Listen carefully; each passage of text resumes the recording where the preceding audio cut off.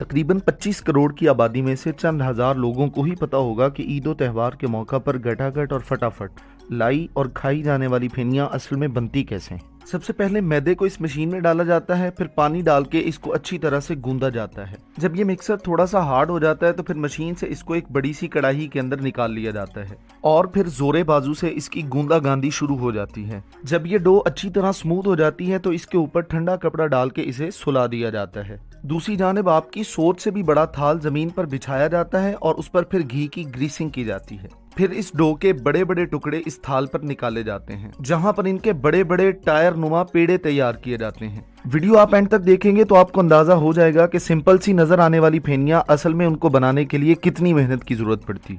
इन बड़े पेड़ों को ऊपर नीचे दाएं बाएं मशरिक मगरिब शुमाल जुनूब हर साइड से घी से लपेट दिया जाता है। इस बड़े से पेड़े को हाथों से इतना लंबा किया जाता है कि इसकी लंबाई कानून के हाथों से भी बड़ी हो जाती है।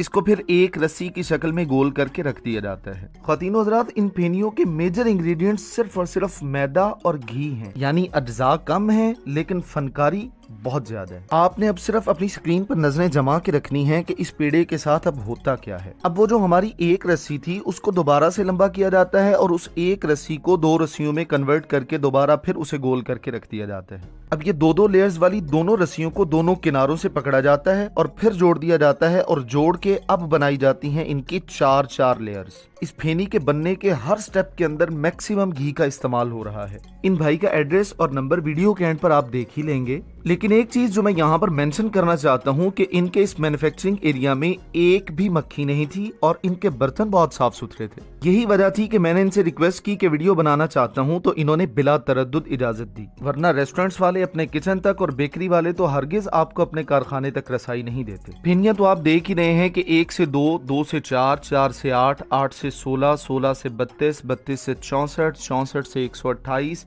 और 128 से 256 लेयर्स बनाई जाएंगी। ये मैंने आपको पहाड़ा नहीं सुनाया, लिटरली ऐसा ही है कि वो जो एक बड़ी लेयर थी उसको फैला फैला के लंबा करके उसको 256 लेयर्स में कन्वर्ट किया जाता है। अब आप खुद इमेजिन करें कि हाथों की कितनी मेहनत दरकार है सिंपल सी फेनियां बनाने के लिए। इसमें शुरू से लेकर एंड तक जितने भी स्टेप्स आते हैं, एक स्टेप के बाद तकरीबन 10 से 15 मिनट का गैप दिया जाता है। अब 128 लेयर्स वाले दोनों किनारों को पकड़कर ऑयल से लपेटकर आखिरी दफा इनका पेड़ा बना दिया जाता है। ये हैं जी पूरी 256 लेयर्स। अब इस पूरे के पूरे चक्कर को फ्राई नहीं किया जाता, बल्कि इसको एक जानिब से पकड़कर हाथों पे अंदाजे से लपेटकर इसके छोटे छोटे पेड़े तैयार किए जाते हैं। पेड़ों की ट्रेस को भरकर फ्राई करने के लिए लाया जाता है। एक एक पेड़े को बड़े प्यार से निकालकर हाथों से थपक कर खौलते हुए ऑयल के अंदर फेंक दिया जाता है। ये फेनियों वाला पॉइंट और कारखाना 298वां रोड गोजरा पर वाक़ है। भाई का नाम और नंबर आप अपनी स्क्रीन पर देख चुके हैं। फेनियों के एक चक्कर को बड़े प्यार से दूसरे चक्कर पर उंडेल दिया जाता है और ये 2 चक्कर मिल के एक फेनी का चक्कर मुकम्मल करते हैं। 5 से 6 घंटों की लगातार मेहनत के बाद ये तैयार हो रही हैं हमारी सोने की तारों वाली बेहतरीन फेनियां।